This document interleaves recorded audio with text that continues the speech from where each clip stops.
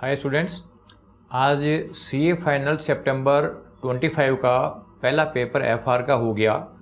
और इस एफआर का पेपर के बारे में अपन बात करें, जो मैंने डिफरेंट स्टूडेंट से बात करी है, तो बच्चों का ओवरऑल व्यू यह है कि जो एमसीक्यू है वो अबव द एवरेज हैं। उसमें कुछ थ्योरेटिकल चैप्टर से आए हुए हैं जो बच्चे वैसे भी थोड़ा सा इग्नोर करते हैं, और जो थोड़ा सा अबव द एवरेज को बोल सकते हैं। और जो सब्जेक्टिव पोर्शन है उसमें जो पहला क्वेश्चन है सीएफएस का, उस सीएफएस के क्वेश्चन में थोड़े से ज़्यादा एडजस्टमेंट हैं, काफ़ी एडजस्टमेंट उसने डाल रखे हैं।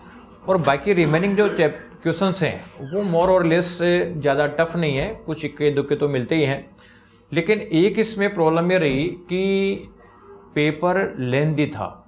पेपर लेंथी होने की वजह से बहुत सारे बच्चों का 20-25 नंबर का पेपर अटेम्प्ट नहीं हो पाया, और अटेम्प्ट नहीं होने की वजह से पेपर चाहे रिमेनिंग पेपर इजी आकर और आप पूरा अटेम्प्ट नहीं कर पाते हो तो भी बात वही है, पेपर टफ आता है तो भी बात वही है। तो कुल मिला के इस पेपर को अपन थोड़ा जो है हार्ड कैटेगरी में डाल सकते हैं, अबव द एवरेज कैटेगरी में डाल सकते हैं, जिसमें एमसीक्यू भी अबव द एवरेज है, पहला क्वेश्चन अबव एवरेज है। तो ये मान लीजिए कि लगभग 55 मार्क्स का जो है वो थोड़ा सा टफ था, और बाकी रिमेनिंग जो है वो मॉडरेट है। तो कुल मिला के लेकिन जो पेपर आपका जैसा भी हो गया है उसको आगे से भी ध्यान रखो कि आप पूरा करने की कोशिश करो, जल्दीबाजी नहीं करो, डरो भी नहीं, क्योंकि आईसीआई अपने हिसाब से जब मार्किंग स्कीम सेट करता है तो बच्चों ने क्या परफॉर्मेंस, उसके हिसाब से परफॉर्मेंस के हिसाब से भी देखा जाता है कि कितने बच्चों ने पेपर को ढंग से अटेम्प्ट कर पा रहे हैं कि नहीं कर पा रहे हैं। सारा पेपर टफ होता है तो वैसे थोड़ा लूज मार्किंग भी करती है। तो कुल मिला के इसको टफ पेपर की कैटेगरी में डाल सकते हो, लेकिन डरने की जरूरत नहीं है। आप लोगों को अच्छे मार्क्स देखने को मिलेंगे, क्योंकि आईसीआई मार्किंग स्कीम में अकॉर्डिंगली बनाती है, टफ ईजी के हिसाब से अलग अलग बनाती है, टफ पेपर में लीनियर मार्किंग करती है। अब अगले पेपर की बात करूं ईएफएम की, तो ईएफएम के पेपर में आपको जो प्रायोरिटी सेट करनी है कि कुछ चैप्टर जिसको पहली प्रायोरिटी में करना है, क्योंकि वो चैप्टर बिल्कुल इजी हैं और उसमें से क्वेश्चन हमेशा पूछे जाते हैं।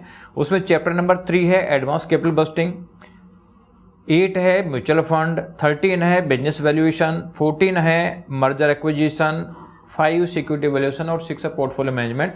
आप ये मान के चलें कि लगभग 55 मार्क्स के क्वेश्चन इन चैप्टर्स में से आ जाएंगे।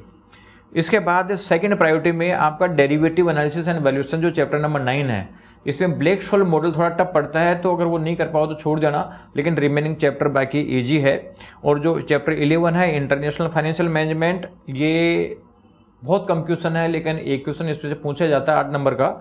इसके अलावा इंटरेस्ट रेट रिस्क है, ये भी आपका 8 मार्क्स का क्वेश्चन पूछा जाता है, उसमें भी बहुत कम क्वेश्चन हैं। तो ये आप करना सेकेंड प्रायोरिटी पे। और जो थ्योरेटिकल चैप्टर हैं उसमें आप स्टार्टअप फाइनेंस ले सकते हो, सिक्योरिटाइजेशन ले सकते हो और रिस्क मैनेजमेंट ले सकते हो। ये जो 3 चैप्टर हैं जो इजी हैं। पहला चैप्टर है तो हालांकि वो थोड़ा टफ पड़ता है।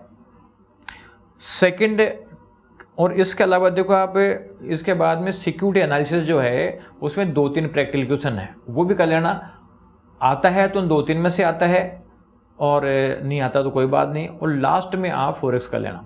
लेकिन ये मैंने बताया जो नॉर्मल ज़्यादातर बच्चों के हिसाब से हैं। लेकिन अगर मान लीजिए आपके कुछ चैप्टर मैंने बताए और लास्ट प्रायोरिटी में बताए, लेकिन जैसे आपका स्ट्रॉन्ग है, जैसे मतलब फॉरेक्स अगर आपका स्ट्रॉन्ग है तो आप पहले कर सकते हो। ये मैंने टेंटेटिव बताया है मैक्सिमम बच्चों के हिसाब से, तो इस हिसाब से वर्किंग करोगे तो आपके मैक्सिमम मार्क्स आने की पॉसिबिलिटी है। Thank you, good luck.